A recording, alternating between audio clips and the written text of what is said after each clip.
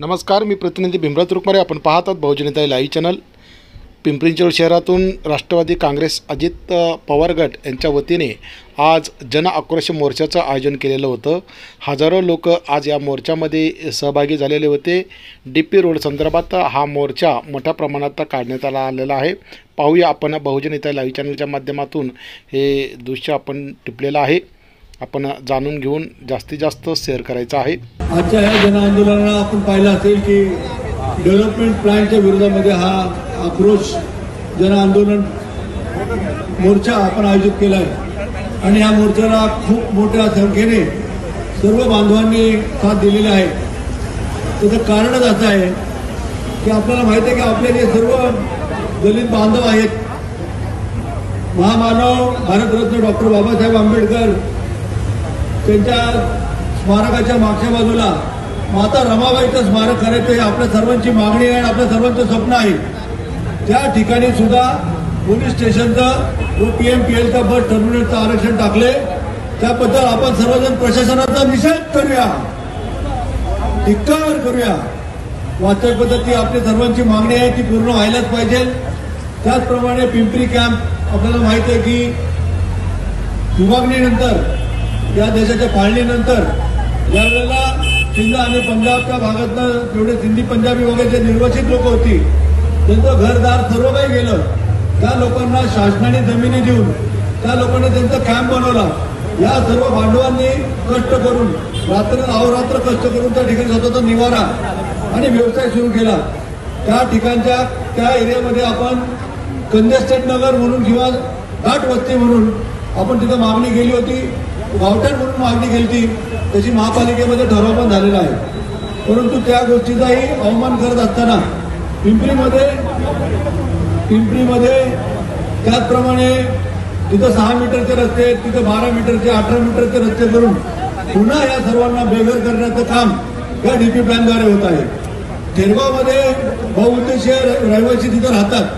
थेरगावमध्ये साधारणतः जवळपास मला वाटतं 7-7.5 हजारहून अधिक घरं, या घरांवरनं ते रस्ते जात आहेत. त्याचबरोबर राटणीमध्ये तीच परिस्थिती आहे, काळेवाडीमध्ये तीच परिस्थिती आहे, भोसरीमध्ये काही ठिकाणात ती परिस्थिती आहे, चरोलीमध्ये त्या काही ठिकाणी तशी परिस्थिती आहे. अशा परिस्थितीमध्ये ज्या ठिकाणी गोरगरिबांनी कष्टाने आपली घरं बांधलेली आहेत त्या घरांवरनं हा रोड टाकलेला आहे. वास्तविक पाहता या शहराची वाढती लोकसंख्या लक्षात घेता रस्ते मोठे हवेत, परंतु त्या ठिकाणी आपण फ्लायओव्हर करू शकतो, त्या इथं आपण काही ठिकाणी अंडरपास करू शकतो आणि या गोरगरिबांची घरं आपण वाचवू शकतो. परंतु अशा प्रकारचा प्लॅन न करता वास्तविक पाहता रेड झोन हा मोठा गंभीर प्रश्न आहे.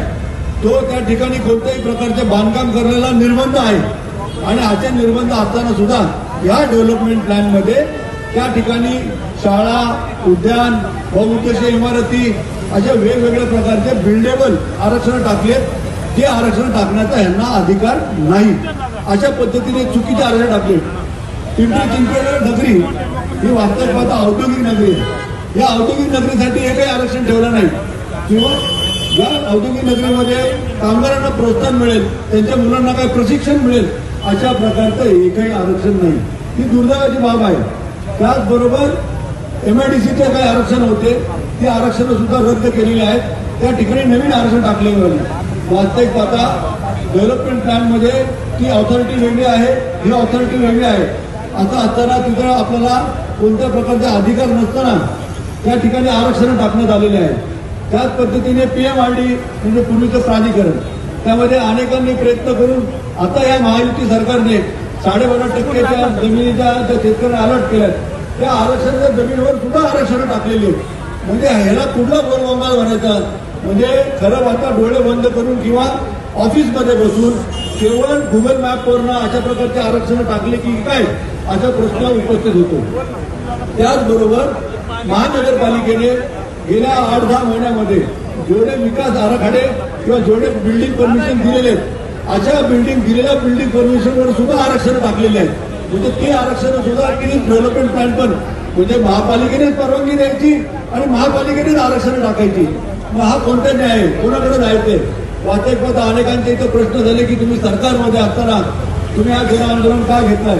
वास्तविक पाहता आमच्या सहयोगी मित्रांनी सुद्धा विधान परिषदेमध्ये विधानसभेमध्ये याचा विरुद्ध आवाज उठवला, परंतु आपण पाहिलं असेल थोड्याफार चुका असल्या तर त्याचा दुरुस्ती माणूस समजू शकतो, परंतु चुका असल्या तर त्याला रद्द केल्याशिवाय पर्याय नसतो.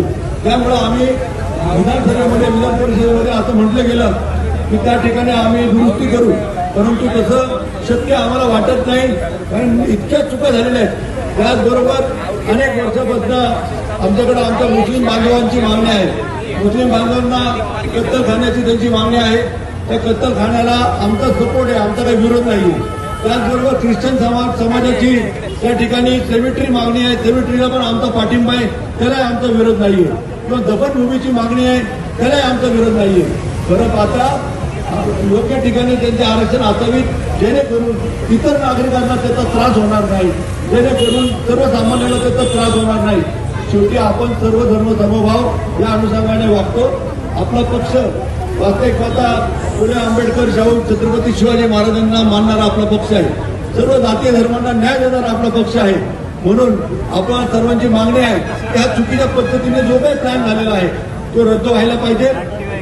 कारण रावेर ठिकाणी, थिरगाव, काळेवाडी, रहाटणी, अनेक ठिकाणी, सांगवी, नवी सांगवी, जुने सांगवी अशा अनेक ठिकाणी या मोठमोठ्या रस्त्यांमुळे आणि चुकीच्या आरक्षणामुळे अनेकांचे अनेक वर्षापासून ही जी लोक पिंपळे गुरं असेल हे गेल्या 25, 30 वर्षापासून ज्यांनी कष्टाने आपलं घर बांधलेलं आहे त्या लोकांची घरं उद्ध्वस्त होत आहेत. त्यामुळे हा जन आक्रोश, हा नागरिकांचा आक्रोश, आम्ही आज अनेक गोरगरीब बेघर होणार आहेत. त्यामुळे आम्ही हा आंदोलन तिथे गेलं, आंदोलन आपण संबोधन आलेलं आहोत. आधी आपल्या शहराच्या वतीने आपल्या आमदार साहेब आणि जे विधानसभेचे उपसभापती अण्णा बनसोडे आहेत त्यांना या सर्व तमाम जनतेच्या वतीने विनंती करण्यात येते की आपण हा आमचा आवाज त्या सभागृहात न्यावा, हा आमचा आवाज मुख्यमंत्र्यांपर्यंत न्यावा, आमचा आवाज उपमुख्यमंत्री व पालकमंत्री आदिदादांपर्यंत न्यावा, आमचा आवाज शिंदे साहेबांपर्यंत न्यावा उपमुख्यमंत्री, आणि हा डीपी प्लॅन एकदाचा रद्द करून या शहरवासियांना आपण न्याय द्यावा अशा प्रकारची विनंती आपल्याला करतो. आणि माझ्या शब्द संपवतो. पुन्हा एकदा या सर्व जनतेचे मी मनापासून आभार मानतो.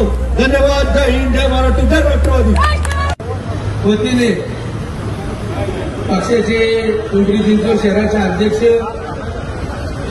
आदरणीय योगीजी बहल, माजी आमदार विलास तांडे पाटील,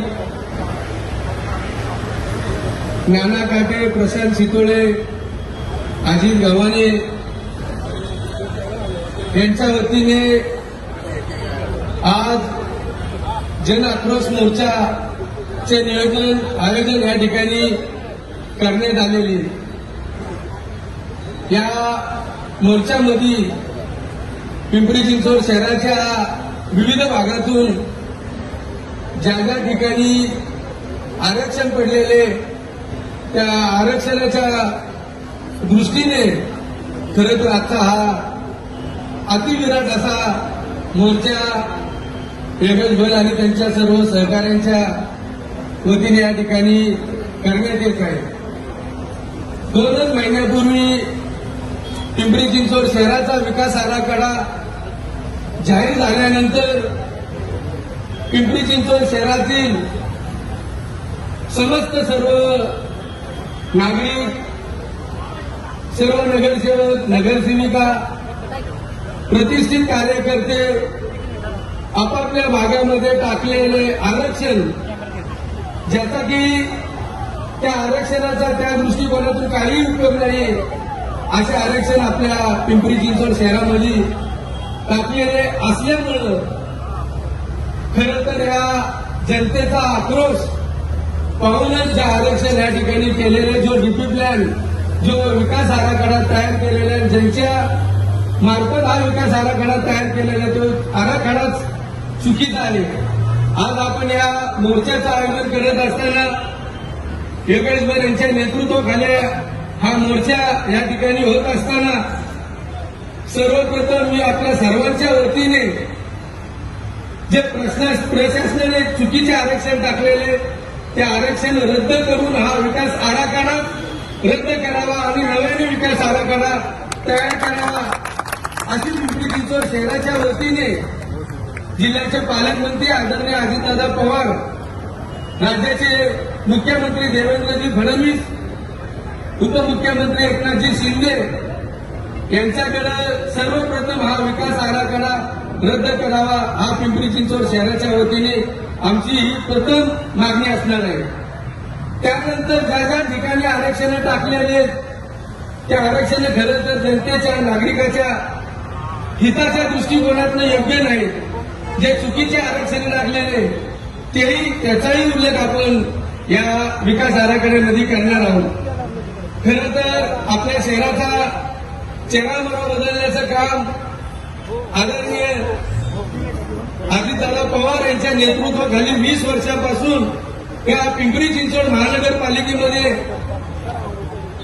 कोणत्या विकासाच्या जोरावर कोणता विकास शहराच्या दृष्टिकोनाने महत्वाचा आहे त्या पद्धतीचे आरक्षण खरं तर दादाच्या नेतृत्वाखाली या शहरामध्ये काम करत असताना दादांनी केलेली याचे सर्वजण आम्ही सर्वजण साक्षीदार आहोत. आज जो जन आक्रोश मोर्चा काढलेला आहे खऱ्या अर्थाने प्रशासनाने केलेल्या चुकीच्या आरक्षणाच्या जाहीर केलेली आरक्षण ती आरक्षण बदली करावी हा खरं तर या जन आक्रोश मोर्चाचा महत्वाचा मुद्दा आहे. आज आपण हा जो मोर्चा काढलेला या मोर्चाची नक्कीच आदरणीय दादा असतील, राज्याचे मुख्यमंत्री देवेंद्रजी फडणवीस असतील, उपमुख्यमंत्री आदरणीय एकनाथजी शिंदे असतील, एक आपल्या शहरातील राष्ट्रवादी काँग्रेस पक्षाच्या माध्यमातून जे पदाधिकारी असतील, योगेश भोयर असतील, विलास लांडे असतील, नाना काटे असतील, भाऊसाहेब भोयर असतील, अजित गव्हाणे असतील, या सर्व शिष्टमंडळाला घेऊन एकदा मुख्यमंत्र्यांच्या समोर हे निवेदन दिले जाईल आणि जेणेकरून आता हा मोर्चा काढलेला आहे त्या संदर्भातलं जो विकास आराखडा तयार केलेला आहे तो विकास आराखडा रद्द करा आणि नव्याने आमच्या सर्व नागरिकांच्या ज्या मागण्या असतील त्या मागण्याच्या आधारे नव्याने विकास आराखडा तयार करावा हीच आपली शहराच्या वतीने राष्ट्रवादी काँग्रेस पक्षाच्या वतीने केलेली मागणी असणार आहे. त्या मागणीमध्ये पिंपरी विधानसभा मतदारसंघाचा आमदार या नात्याने मी त्या ठिकाणी उपस्थित असणार आहे आणि आज आपण हा काढलेला जन आक्रोश मोर्चा या मोर्चाची दखल नक्कीच महाराष्ट्र शासन घेईल एवढंच आश्वासन या ठिकाणी देतो. पुन्हा एकदा योगीजी बल आणि त्यांच्या नेतृत्वाखाली हा काढलेला मोर्चा खरं तर यशस्वी पद्धतीने ज्या दिवशी होईल त्या दिवशी नक्कीच अध्यक्ष आणि राष्ट्रवादी काँग्रेस पक्षाच्या सर्व प्रमुख पदाधिकाऱ्यांना मनापासून धन्यवाद देईल. आताच या ठिकाणी सांगत असताना आरक्षणामध्ये आपल्या बाजूलाच खऱ्या अर्थाने भारतरत्न डॉक्टर बाबासाहेब आंबेडकरच्या पुतळ्याच्या मागच्या बाजूमध्ये आपण माता रमाईचं स्मारक त्या ठिकाणी करणारे कमिशनरशी बोलत असताना कमिशनरनी त्या स्मारकासाठी निधी उपलब्ध केलेला आहे आणि काही थोड्या वेळातच ते टेंडर निघणार असं आम्ही ज्या टायमाला मागणी केली होती त्यासाठी आम्हाला कमिशनरनी त्यावेळेस सांगितलं होतं आणि ज्या वेळेस खऱ्या अर्थाने नवीन विकास आराखडा आपण बघतोय तर त्या ठिकाणी पोलीस चौकी का पोलिसासाठी आरक्षण पीएमपीएलचं त्यांनी जाहीर केलं असं सांगितलेलं आहे. हा खरं तर भारतरत्न डॉक्टर बाबासाहेब आंबेडकर ज्या भारतरत्न डॉक्टर बाबासाहेब आंबेडकरांमुळे संविधान देशाला दिलं त्या संविधानाच्या आधारे आज माझ्यासारख्या सर्वसामान्य कार्यकर्त्याला एवढ्या मोठ्या पदावर बसण्याचा मान राष्ट्रवादी काँग्रेस पक्षाचे नेते माझे मार्गदर्शक आदरणीय दादांनी दिलेले. त्यामुळे ज्या ठिकाणी जी आरक्षण पाहिजे ती आरक्षण खऱ्या अर्थाने महानगरपालिकेच्या माध्यमातून झाली पाहिजे होती. राष्ट्रवादी काँग्रेस पक्षाच्या प्रमुख पदाधिकाऱ्यांना विश्वासात घेऊन ज्या ठिकाणी आरक्षण टाकायचे त्या संदर्भात खरं तर या कमिशनर साहेबांनी चर्चा करायला पाहिजे होती. तर तशीही पण चर्चा न होता काही ठिकाणी आता थेरगाव भागामधील आमचे नागरिक गेली 30-40 वर्षापासून त्या ठिकाणी राहत असतात. त्यांनी 1-1, 2-2, 3-3 गुंठ्यामध्ये काबाड कष्ट करून स्वतःची घरं त्या ठिकाणी बांधलेले आहेत. त्या घरांसाठी पण महानगरपालिकेमध्ये खऱ्या अर्थाने त्यांचे प्रॉपर्टी कार्ड व्हायला पाहिजे, त्यांचे टॅक्स लागले पाहिजे, त्यांना सगळ्या अशा पद्धतीने सुख सुविधा न देताही महानगरपालिकेच्या माध्यमातून खऱ्या अर्थाने इथे राहत असलेल्या नागरिकांची पिळवणूक केली जाते.